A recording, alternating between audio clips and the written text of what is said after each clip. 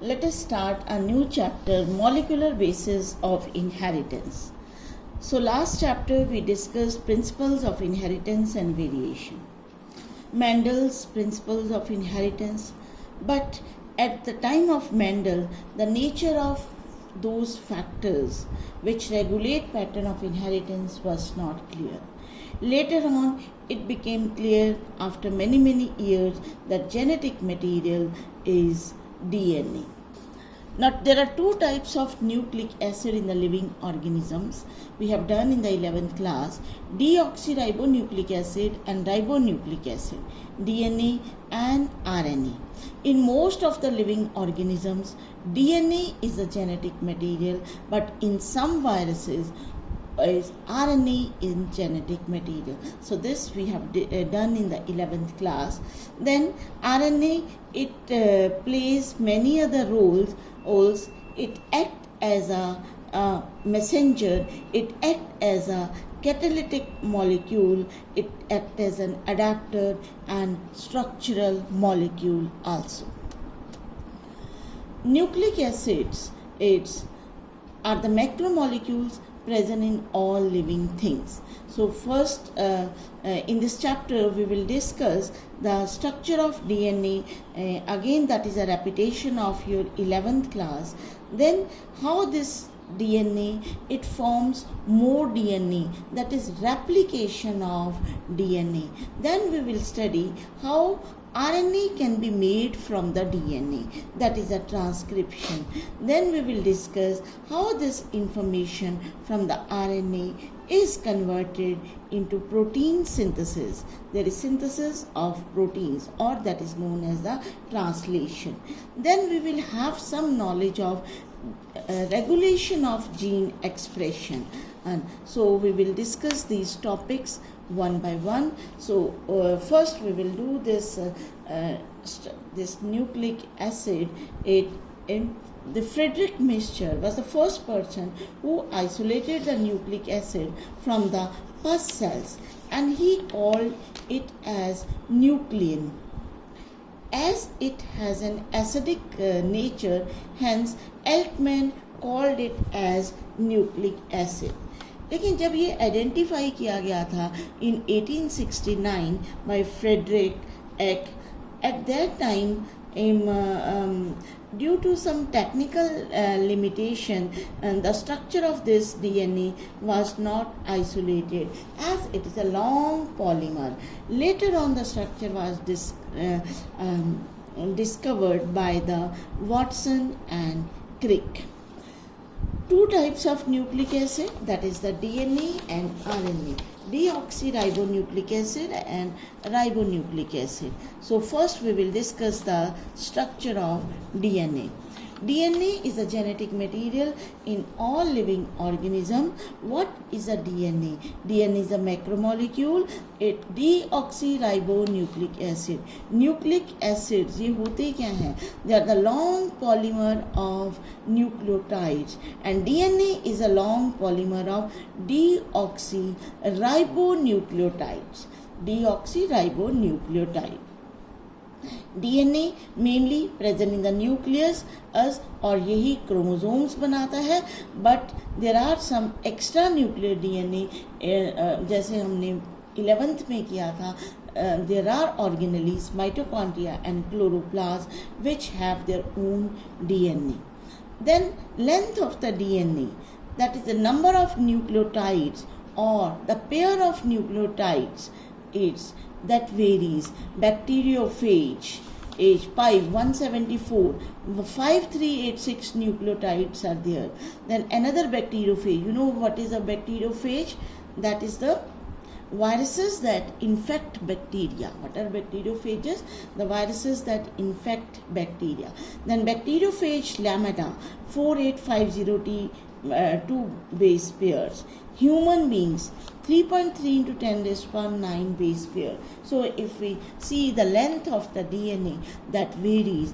Viruses के हम nucleotides देख रहे हैं नंबर, और फिर वायरसेस में ही कितनी वेरिएशन आ गई. बैक्टीरियोफेज लैम्डा में उससे कहीं ज़्यादा है. बैक्टीरियोफेज पाई से, फिर उसके बाद ह्यूमन डीएनए में कई टाइम्स फिर ये ज़्यादा आगे। Structure of the polynucleotide chain, ये जैसे हमने उसमें किया था 11th में भी, डीएनए एंड आरएनए दोनों ही पॉलीन्यूक्लियोटाइड चेन्स है। सिर्फ DNA is the deoxyribo nucleotides का पॉलीमर है और आरएनए राइबो न्यूक्लियोटाइड्स का पॉलीमर है।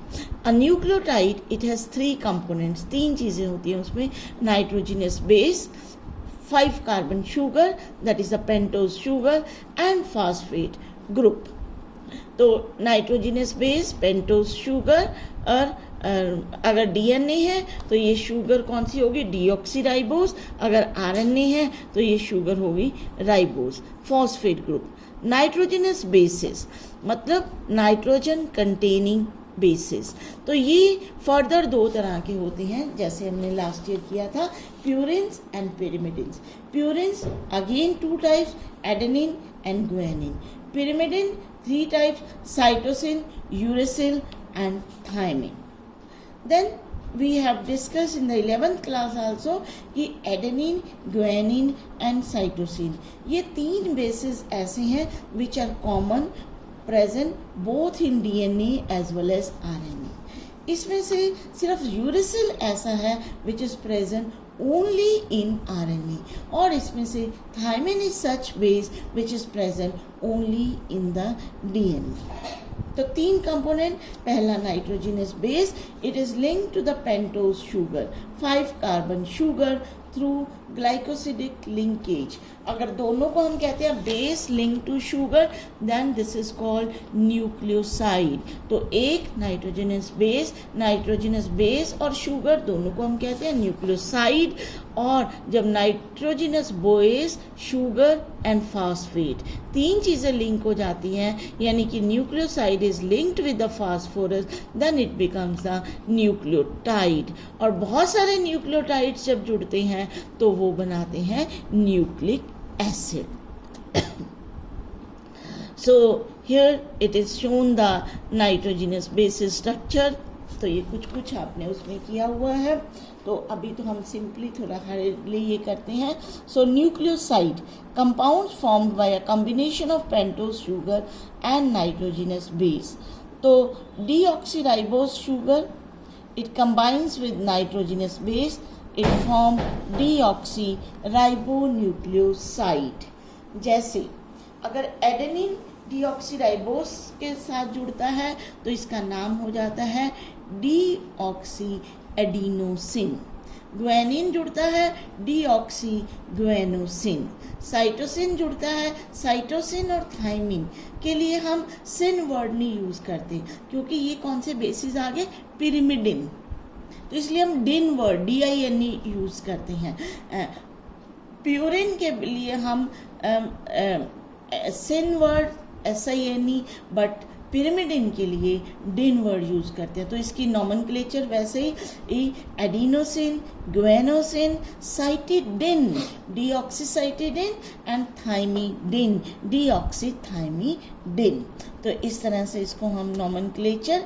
अब न्यूक्लियोटाइड यानी कि जब इनके साथ फास्फोरस जुड़ गई तब ये न्यूक्लियोटाइड बन गया, और phosphate group is linked to nucleoside. वो कैसे जुड़ी होती है, through phosphoester linkage, phosphoester linkage के साथ। तो न्यूक्लियोटाइड का नॉमेनक्लेचर डीऑक्सी एडिनोसिन मोनोफॉस्फेट। इसी तरह से 2 फास्फोएट जुड़ेंगी, डाईफॉस्फेट, 3 जुड़ेंगी तो ट्राईफॉस्फेट।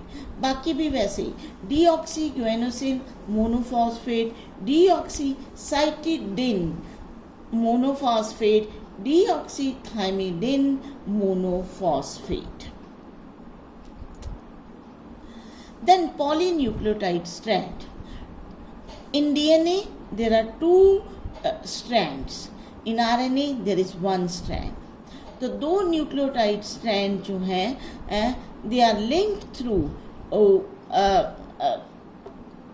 थ्रू हाइड्रोजन बॉन्ड्स, और दो न्यूक्लियोटाइड्स आपस में कैसे जुड़े होते हैं। देखो ये एक न्यूक्लियोटाइड है, ये एक शुगर के साथ बेस और बेस के ऊपर इधर फास्फोरस, ये एक न्यूक्लियोटाइड है, इतना ये जो है वो एक न्यूक्लियो, ये नीचे इसके दूसरा न्यूक्लियोटाइड है, शुगर बेस फास्फोरस। अब ये दोनों आपस में किस तरह से जुड़े होते हैं, ये येलो वाला जो है एरो जो है वो कौन सा बॉन्ड है, कैसे ये जुड़े होते हैं। these are linked with a phosphodiester bond. This bond is formed between 5th and 3rd carbon and atom position of pentose sugar. So ये शुगर, फर्स्ट पेंटोज शुगर, ये नंबर 1, यहाँ पे ऑक्सीजन होती है, जैसे हमने 11th में किया था ऑक्सीजन, फिर ये carbon number 1, carbon number 2, carbon number 3, carbon number 4 और ऊपर कार्बन नंबर 5 के साथ जो है वो फास्फोरस जुड़ जाती है। तो carbon number 3 of 1 nucleotide and carbon number 5, ये कार्बन नंबर 5 है, ऑफ सेकेंड न्यूक्लियोटाइड, ये आपस में जुड़े होते हैं with the फास्फोडाइएस्टर bond. Therefore polynucleotide strand it contains 5th and 3' and, यानी कि जहाँ कहीं भी एंड होता है, मान लो यहाँ पे ये चेन यहाँ पे शुरू हो रही है तो यहाँ पे 5th कार्बन फ्री है, इसके साथ कोई भी अगला न्यूक्लियोटाइड नहीं जुड़ा, तो इसको हम बोलेंगे 5' एंड, और इसके दूसरे एंड पे 3rd कार्बन फ्री है तो इसको हम बोलते हैं 3' and. So here you see ये 5th और यहाँ पे जैसे ये 3rd, ये 3' एंड, तो ये अब फास्फोडाइएस्टर बॉन्ड। सो यहाँ पे ये बीच में दिस बॉन्ड इज फास्फोडाइएस्टर बॉन्ड। ये सिर्फ ऐसे डायग्रामेटिकली शो किया हुआ है, फिर हम इसको देखते हैं कि किस तरह से ये बॉन्ड बनता है। तो ये दो न्यूक्लियोटाइड ऐसे ज्वाइन किए, डाई न्यूक्लियोटाइड बन गया। इसी तरह बहुत सारे न्यूक्लियोटाइड ज्वाइन करते हैं तो पॉली न्यूक्लियोटाइड 8 जो है वो बन जाता है। सो sugar and phosphorus they form the backbone. देखो एक बार शुगर, एक बार फास्फोरस, फिर शुगर, फिर फास्फोरस, वो बैकबोन बनाते हैं। और जो नाइट्रोजनस बेसिस है, ये बेसिस है, they project from this backbone.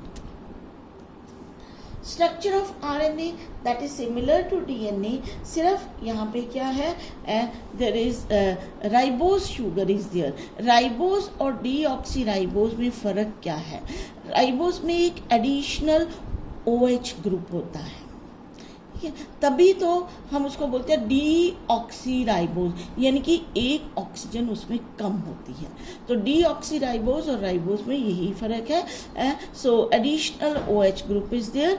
OH group is present at position number 2 in the ribose and nitrogenous base uracil is present in place of thymine in and see here you see यहाँ पे अगर OH group है तो ये sugar क्या बन जाएगी, deoxyribose number 2 पे, ठीक है। और बीच में जो बेस आ रहे हैं ना, बेसिस में अगर कहीं भी थायमिन नहीं है then it is a RNA. तो आरएनए में यूरेसिल होगा थायमिन की जगह, और यहाँ पे नंबर 2 पे एक एडिशनल हाइड्रोक्सिल ग्रुप होगा।